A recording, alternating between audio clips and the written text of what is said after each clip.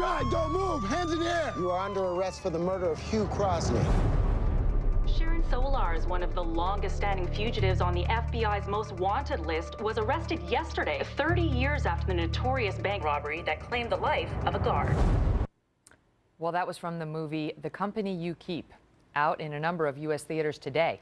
It's a Robert Redford flick about a former member of the radical group, the domestic terrorist group, the Weather Underground. The movie is loosely based on the real-life 1981 robbery of a Brinks truck in New York State that killed 2 police officers and 1 guard. And some conservative critics are asking why this film and its reviewers seem to be overlooking some of the lives lost to this group. Guy Benson is a radio talk show host and political editor of townhall.com. Guy, welcome.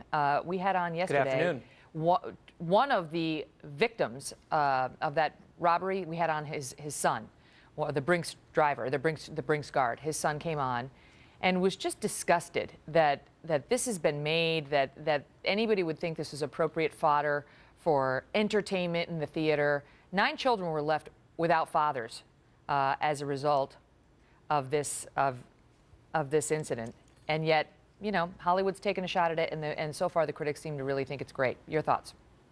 I'm surprised it's taken this long, Megyn, to have a story about the Weather Underground glorified in Hollywood. And I'm really suspicious about whether or not this movie is going to really do anything at the box office. We've seen time after time that some of these self-indulgent left-wing flicks just bomb when it comes to actual Americans showing up to plunk down $9 to see it, whereas movies, for instance, in the last year that portray America as the unequivocal good guys, be it the movie about the Iran hostage situation in Argo, or, of course, the bin Laden killing. These are movies that do very well. They're huge smash hits. And I think it's interesting in particular, this is a Robert Redford film. It's his first time in front of the camera in a major role since 2007, when he did a movie called Lions for Lambs, which was a critique of the Afghanistan war. It did terribly at the box office. So I think Americans should vote with their wallets on this one. Hollywood has a right to make it. Just don't watch it. It's no accident that we're, Susan Sarandon and Robert Redford tee up to talk about a domestic terrorist group, and what kind of angle do you think they are going to have when they present it? And so far, if you look at, the early feedback, Variety calls it an unabashedly heartfelt but competent tribute to the 1960s idealism, going on saying there's something undeniably compelling, perhaps even romantic, about America's 60s radicals and the compromises they did or did not make. The compromises? I mean, they were against the Vietnam War, I get that, but a lot of people were, and they went out and they protested, and they didn't murder anyone here. Well, I mean, here's the thing. What kind of compromises are we talking about? Are we talking about how big is the bomb we're going to build to go and place people in danger? I mean, that's completely absurd. I will say this on behalf of this movie that's coming out today and then nationwide in a couple days from now. They do get one thing historically right. This gang of thugs do kill an off-duty police officer. That's historically accurate. These people have gone to prison.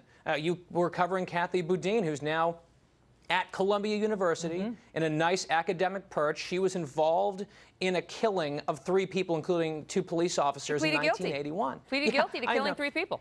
Yep, and lied about her role, her larger role within the Weather Underground and all the bombings. And she's not the only one. You've got Bill Ayers, of course, and Bernardine Dorn, who is now a law professor at my alma mater, Northwestern, a law professor. This is a woman who was responsible and planned for all sorts of bombings across the country. She and Ayers are both unapologetic. And Megyn, here's another thing. I can't wrap my head around this. Let's say Hollywood somehow had some weird aneurysm. They decided, let's put together a film that portrays unreformed, unapologetic abortion clinic bombers in a good light. And they somehow made that film. What would the critical reception be for that film? What would the reception be among pro-lifers? I'll tell you what it would be. We would reject it as pro-lifers, because in this country, you don't go around bombing for things that you want. You don't bomb for peace, as the Weather Underground attempted to do. And, I mean, apparently there are just different standards for radical, violent extremists, depending on which end of the spectrum they happen to occupy. And then come out as a reviewer and talk about how romantic their idealism is. I mean, can you imagine? So, in any event, it will be out there in the theaters for people to consume or not, if they so choose. Not. Guy, thank you. Thanks, Megyn.